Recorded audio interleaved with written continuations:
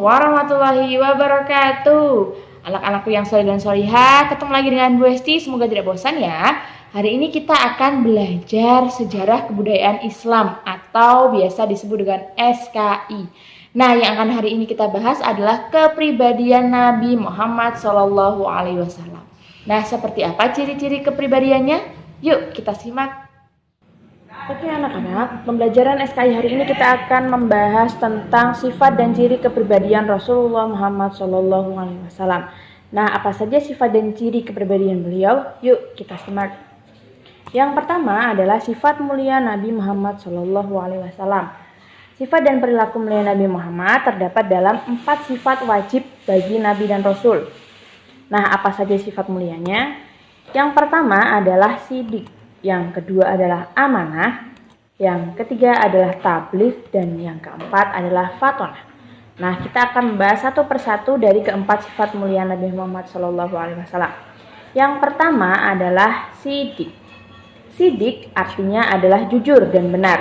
Sebelum diangkat menjadi nabi, Nabi Muhammad dahulu dijuluki dengan Al-Amin, yang artinya adalah jujur dan dapat dipercaya.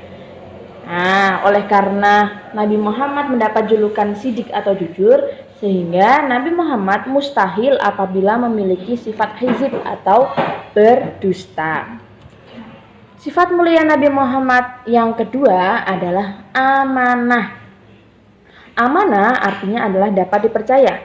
Setiap Nabi dan Rasul selalu menjaga setiap amanah yang telah diberikan, sehingga para Nabi dan Rasul mustahil apabila memiliki sifat yang khianat. Sifat mulia Nabi Muhammad SAW yang ketiga adalah tabligh. Tabligh artinya menyampaikan. Maksudnya apa? Jadi semua Nabi dan Rasul itu berkewajiban menyampaikan perintah dan larangan yang diberikan Allah Subhanahu wa Ta'ala.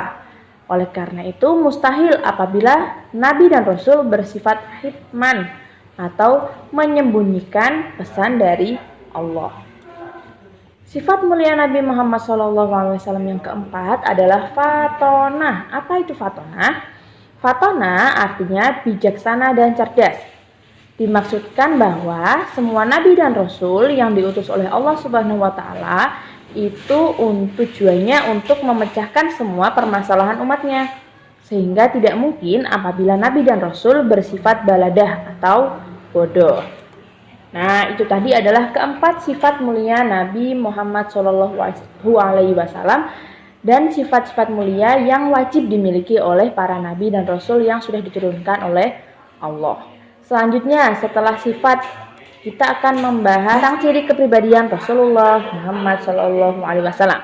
Nah, ada 2 kepribadian Rasulullah. Yang pertama adalah kepedulian Nabi kepada sesama. Yang kedua adalah kepedulian Nabi kepada alam semesta. Yang pertama, kepedulian Nabi dengan sesama. Yang pertama adalah memerdekakan seorang budak, yaitu Zaid bin Harithah. Jadi pada zaman dahulu, Rasulullah pernah memerdekakan seorang budak, yaitu Zaid bin Harithah, yang kemudian oleh Nabi dijadikan menjadi anak angkat. Dan juga Nabi mengasihi fakir dan miskin. Yang kedua adalah memberikan buah delima kepada orang lain. Nah, dikisahkan pada suatu ketika Khadijah, istri Rasulullah, meminta tolong kepada Nabi Muhammad untuk membelikannya sebuah delima. Nah, kala itu bukan musim buah delima, sehingga sangat sulit menemukan buah delima.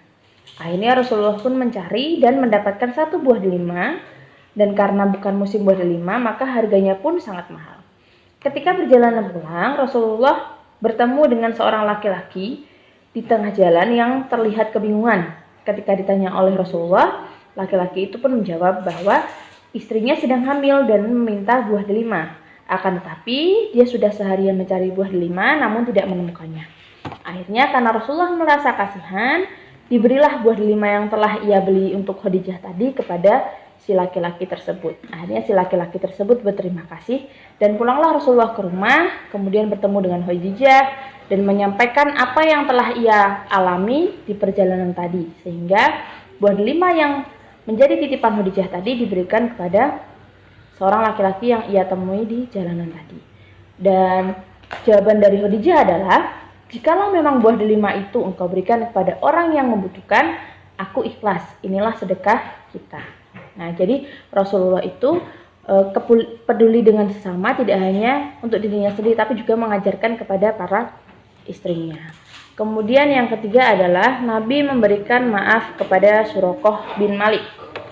Nah, dikisahkan dahulu Muhammad SAW melaksanakan hijrah bersama dengan Abu Bakar As-Siddiq dengan tujuan adalah untuk lolos dari kepungan kaum kafir Quraisy. Akhirnya Rasulullah ini berangkat ke Madinah yang ditemani oleh Abu Bakar. Nah, di dalam perjalanan ada seseorang bernama Suraqah bin Malik yang mengejar karena ia tergiur oleh hadiah 100 ekor unta. Nah, hadiah itu diperuntukkan bagi siapa saja yang berhasil menangkap Nabi Muhammad.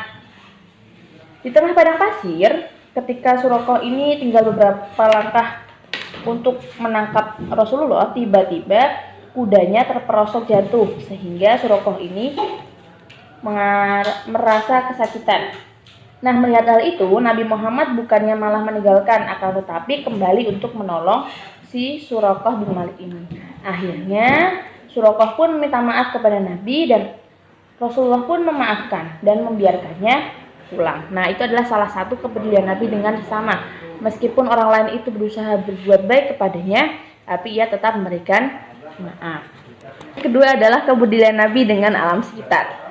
Nah, kepedulian Nabi dengan alam sekitar ini disampaikan bahwa Rasulullah memerintahkan kepada umatnya untuk tidak menghancurkan rumah dan memotong pepohonan yang berbuah. Jadi ketika dulu ada perintah perang, Rasulullah selalu memberikan pesan kepada para tentaranya, janganlah kalian sekali-kali membunuh wanita, anak-anak, dan orang tua. Dan janganlah kalian menghancurkan rumah-rumah, serta janganlah kalian menebang pohon. Jadi pesan Rasulullah tidak hanya untuk tidak menyakiti sesama, akan tetapi juga alam sekitar. Baik anak solih dan solihah, itu tadi pembelajaran hari ini. Semoga dapat bermanfaat. Terus semangat belajar, tetap jaga kesehatan, dan jangan lupa ibadahnya. Sekian dari Bu Esti. Wassalamualaikum warahmatullahi wabarakatuh.